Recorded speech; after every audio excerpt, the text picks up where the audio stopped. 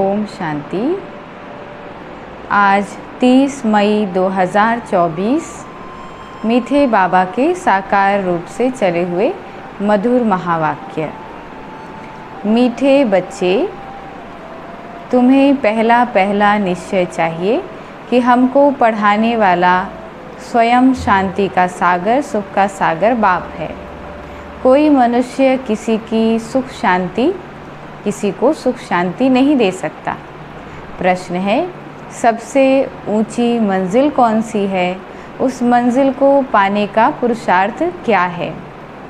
उत्तर में बाबा ने कहा, एक बाप की याद पक्की हो जाए, बुद्धि और कोई भी तरफ ना जाए, ये ऊंची मंजिल है।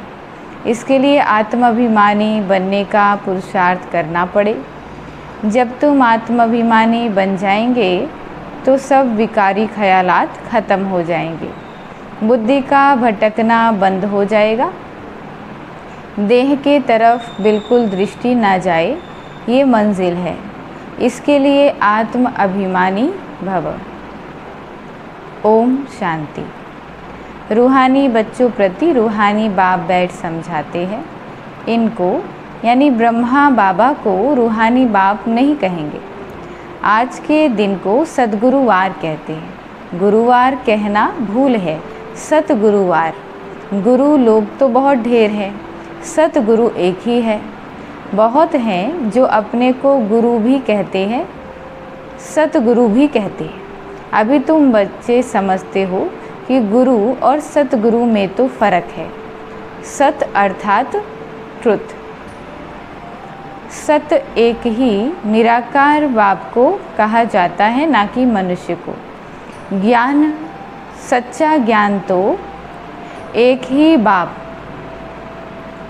ही बार ज्ञान का सागर बाप आकर के देते हैं। मनुष्य को कभी सच्चा ज्ञान दे नहीं सकते। सच्चा है ही एक निराकार बाप। इनका नाम तो ब्रह्मा है। ये किसी को ज्ञान दे न सके। ब्रह्मा में ज्ञान कुछ भी था नहीं। अभी भी कहेंगे इनमें सारा ज्ञान तो है नहीं। संपूर्ण ज्ञान तो ज्ञान सागर परमपिता परमात्मा में ही है। अभी ऐसा कोई मनुष्य नहीं है जो अपने को सतगुरु कहला सके। सतगुरु माना संपूर्ण सत्य। तुम जब सत बन जाएंगे तो फिर यह शरीर नहीं रहेगा। मनुष्य तो कभी सतगुरु कह नहीं सकते। मनुष्य में तो पाई की भी ताकत नहीं है। यह खुद कहते हैं, मैं भी तुम्हारे जैसा मनुष्य हूँ। इसमें ताकत की बात उठ नहीं सकती। यह तो बाप पढ़ाते हैं, न कि ब्रह्मा। यह ब्रह्मा भी उनसे पढ़ कर के फिर पढ़ाते हैं। तुम ब्रह्मा कुमार कुमारियाँ कहलाने वाले भी परमपिता परमात्मा सतगुरु से पढ़ते हो। तुमको उनसे ताकत मिलती है। ताकत का मतलब ये नहीं है कि कोई को घूसा मारो जो गिर पड़े, नहीं, ये है रूहानी ताकत जो रूहानी बाप द्वारा मिलती है। याद के बल से तुम शांति को पाते हो और पढ़ाई से तुमको सुख मिलता है। जैसे और टीचर्स तुमको पढ़ाते हैं, वैसे बाप भी पढ़ाते हैं। यह भी पढ़ते हैं, स्टूडेंट हैं। देहधारी जो भी हैं वे सभी स्टूडेंट हैं। बाप को तो देह है नहीं, वो है निराकार, वही आकर पढ़ाते हैं। जैसे और स्टूडेंट पढ़ते हैं वैसे तुम भी पढ़ते हो। इसमें मेहनत की बात नहीं। पढ़ने समय हमेशा ब्रह्मचर्य में रहते हैं। ब्रह्मचर्य में पढ़कर जब पूरा करते हैं तब बाद में विकार में गिरते हैं। मनुष्य तो मनुष्य जैसे ही देखने में आते हैं। कहेंगे ये फलाना आदमी है, यह LLB है, यह फलाना ऑफिसर है। पढ़ाई पर टाइटल मिल जाता है, शक्ल तो वही है। उस जिस्मानी पढ़ाई को तुम जानते हो। साधु संत आदि जो शास्त्र पढ़ते पढ़ाते हैं, उनमें कोई बड़ाई नहीं है। उससे कोई को शांति तो मिल नहीं सकती। खुद भी शांति के लिए धक्के खाते हैं। जंगल में आकर शांति होती है। अगर शांति होती तो फिर वापस क्यों लौटते? मुक्ति को तो कोई पाता नहीं। जो भी अच्छे अच्छे नामी ग्रामी जैसे रामकृष्ण परमहंस आदि होकर के गए हैं, वह भी सब पुनर्जन्म लेते लेते नीचे ही आए हैं। मुक्ति जीवन मुक्ति को कोई भी बातें नहीं, तमो प्रधान बनना ही है। देखने में तो कुछ भी नहीं आता। कोई से पूछो तुमने गुरु से क्या क्या मिलता है, तो कहेंगे शांति मिलती है, परंतु मिलता कुछ भी नहीं है। शांति का अर्थ ही नहीं जानते। अभी तुम बच्चे समझते हो बाबा ज्ञान का सागर है और कोई साधु संत गुरु आदि शांति का सागर हो ना सके। मनुष्य किसको सच्ची शांति दे नहीं सकते। तुम बच्चों को पहले पहले यह निश्चय करना है। शांति का सागर एक बाप है जो हमको पढ़ाते हैं। सृष्टि का चक्र कैसे फिरता है वह भी बाप ने समझाया है। मनुष्य मनुष्य को कभी सुख शांति दे नहीं सकते, यह उनका रथ है। तुम्हारे जैसा स्टूडेंट ही नहीं, यह भी गृहस्थ व्यवहार में रहने वाला था। सिर्फ बाप को अपना रथ लोन पर दिया, सो भी वानप्रस्थ अवस्था में तुमको समझाने वाला एक बाप है। वह बाप कहते हैं सबको निर्विकारी बनना है। जो खुद नहीं बन सकते तो फिर अनेक प्रकार की बातें करेंगे, गालियाँ भी देंगे। समझते हमारा जन्म जन्मांतर का भोजन जो बाप का वर्षा मिला हुआ है वो छुड़ाते। अब छुड़ाते तो वह बेहद का बाप है ना। उनको क्या लगता है कि बाप का वर्षा हमारा छुड़ाया जा रहा है। इनको भी उनसे छुड़ाया, बच्चों को भी बचाने की कोशिश की, जो निकल सके उनको निकाला। अब तुम बच्चों की बुद्धि में है कि हमको पढ़ाने वाला कोई मनुष्य नहीं है। सर्वशक्तिवान एक निराकार बाप को कहा जाता है और किसको कहा नहीं जाता। वही तुमको नॉलेज दे रहे हैं, बाबा ही तुमको समझाते हैं। यह विकार तुमको तुम्हारा सबसे बड़ा दुश्मन है। इनको छोड़ो। फिर जो नहीं छोड़ सकते वे कितना झगड़ा करते हैं। माताएं भी कोई कोई ऐसी निकल पड़ती हैं जो विकार के लिए बड़ा हंगामा करती हैं। अभी तुम हो संगम युग पर, यह भी कोई नहीं जानते कि यह पुरुषोत्तम संगम युग है। बाप कितना अच्छी रीति समझाते हैं। बहुत हैं जिनको पूरा निश्चय है, कोई को सेमी निश्चय है, कोई को 100%, कोई को 10% भी है। अब भगवान श्रीमत देते हैं, बच्चे मुझे याद करो। यह है बाप का बड़ा फरमान। निश्चय हो तब तो उस फरमान पर चले ना। बाप कहते हैं, मीठे बच्चों तुम अपने को आत्मा समझ बाप को याद करो। इनको याद नहीं करना है, मैं नहीं कहता, बाबा मेरे द्वारा तुमको कहते हैं। जैसे तुम बच्चे पढ़ते हो तो ये अभी पढ़ता है, ये स्टूडेंट है, पढ़ाने वाला एक टीचर है, वो सब मनुष्य पढ़ते हैं। यहाँ तुमको ईश्वर पढ़ाते हैं, तुम देव आत्माएं पढ़ती हो, तुम्हारी आत्मा फिर पढ़ाती है। इसमें बहुत आत्म अभिमानी बनना है। बाबा कहते हैं इसमें बहुत आत्म अभिमानी बनना है। बैरिस्टर इंजीनियर आत्मा ही बनती है। आत्मा को अब देह अभिमान आ गया है। देह अभिमानी के बदले, आत्माभिमानी के बदले देह अभिमानी बन पड़े। जब आत्माभिमानी हो तब विकारी नहीं कहला सकते। उनको कभी विकारी ख्यालात भी नहीं आ सकते। देहाभिमान से विकारी ख्यालात आते हैं, फिर विकार की ही दृष्टि से देखते हैं। देवताओं की विकारी दृष्टि कभी हो नहीं सकती। ज्ञान से फिर दृष्टि बदल जाती है। सतयुग में ऐसे थोड़े ही प्यार करेंगे, डांस करेंगे, वहाँ प्यार करेंगे, परंतु विकार का की बास नहीं होगी। जन्म जन्मांतर विकार में गए हैं तो वह नशा बहुत मुश्किल उतरता है। बाबा निर्विकारी बनाते हैं तो कई बच्चियां बिल्कुल मजबूत हो जाती हैं। बस हमको पूरा निर्विकारी बनना है। हम अकेले थे और अकेले ही जाना है। उनको कोई थोड़ा टच करेगा तो अच्छा नहीं लगेगा, कहेंगे यह हमको हाथ क्यों लगाते, इनमें विकारी बास है। विकारी हमको टच भी ना करे। इस मंजिल पर पहुंचना है। देह तरफ बिल्कुल दृष्टि ही न रहे। वह कर्मातीत अवस्था अभी बनानी है। अभी तक ऐसा नहीं है कि सिर्फ आत्मा को ही देखते हैं। मंजिल है। बाबा हमेशा कहते रहते हैं, बच्चे अपने को आत्मा समझो। ये शरीर दुम है जिसमें तुम पाठ बजाते हो। ये शरीर को क्या कहा आज?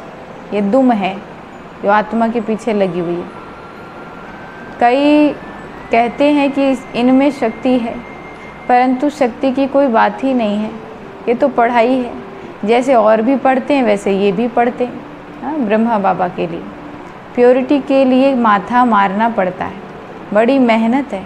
इसीलिए बाबा कहते हैं, एक दो को आत्मा ही देखो। सतयुग में भी तुम आत्म अभिमानी रहते हो।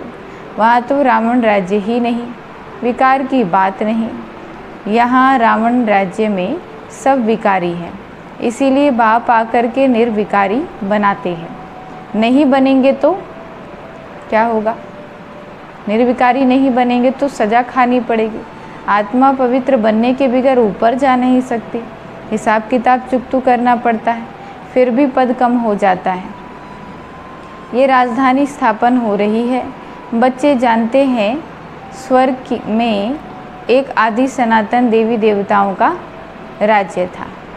पहले पहले तो ज़रूर एक राजा रानी होंगे, फिर डायनेस्टी होगी। प्रजा ढेर बनती है, उसमें अवस्थाओं में फ़र्क पड़ेगा। जिसको पूरा निश्चय नहीं वो पूरा पढ़ भी ना सके, पवित्र बन ना सके। आधा कल्प के पतित एक जन्म में 21 जन्मों के लिए पावन बने। मासी का घर है क्या? मुख्य है काम की बात। क्रोध आदि का इतना नहीं है। कहाँ बुद्धि जाती है तो ज़रूर बाप को याद करते रहते हैं। बाप की याद पक्की हो जाएगी तो फिर और कोई की तरफ बुद्धि नहीं जाएगी। बहुत ऊंची मंजिल है। पवित्रता की बात सुनकर के आग में जल मरते हैं। कहते हैं यह बात तो कभी कोई ने कही नहीं, कोई शास्त्र में नहीं है, बड़ा मुश्किल समझते हैं। वह तो है ही निवृत्ति मार्ग का धर्म अलग। उनको तो पुनर्जन्म लेकर के फिर संन्यास धर्म में ही जाना है। वही संस्कार ले जाते हैं। तुमको तो घर बार छोड़ना ही है। छोड़ना नहीं है। समझाया जाता है भल घर में रहो। उन्हों को भी समझाओ कि अब संगम युग है, पवित्र बनने बिगर सतयुग में देवी देवता बन नहीं सकेंगे। थोड़ा भी ज्ञान सुनेंगे तो वो प्रजा बनती जाएगी। प्रजा तो ढेर रहती है ना। सतयुग में वज़ीर भी नहीं होते, क्योंकि आप संपूर्ण ज्ञानी बना देते हो। वज़ीर आदि चाहिए अज्ञानियों को। इस समय देखो एक दो को मारते कैसे हैं। दुश्मनी का स्वभाव कितना कड़ा है। अभी तुम समझते हो हम यह पुराना शरीर छोड़ जाकर दूसरा लेते हैं। कोई बड़ी बात है क्या? वह दुख से मरते हैं। तुमको सुख से बाप की याद में जाना है। जितना मुझ बाप को याद करेंगे सब भूल जाएंगे, कोई भी याद नहीं आएगा। परंतु ये अवस्था तब हो जब पक्का निश्चय हो। निश्चय नहीं तो याद भी ठहर नहीं सकती। नाम मात्र सिर्फ कहते रहते हैं। निश्चय ही नहीं तो याद काहे को करेंगे। सबको एक जैसा निश्चय तो है नहीं। माया निश्चय से हटा देती है, जैसे कि वैसे बन जाते हैं। पहले तो निश्चय चाहिए बाप में। संशय रहेगा तो क्या कि यह बाप नहीं है। संशय रहेगा तो क्या कि ये बाप नहीं है। बेहद का बाप ही ज्ञान देते हैं। यह तो कहता है कि मैं सृष्टि के रचयिता और रचना को नहीं जानता था। मेरे को कोई तो सुनाएगा। मैंने 12 गुरु किए, उन सबको छोड़ना पड़ा। गुरु ने तो ज्ञान दिया नहीं, सतगुरु ने अचानक आकर के प्रवेश किया।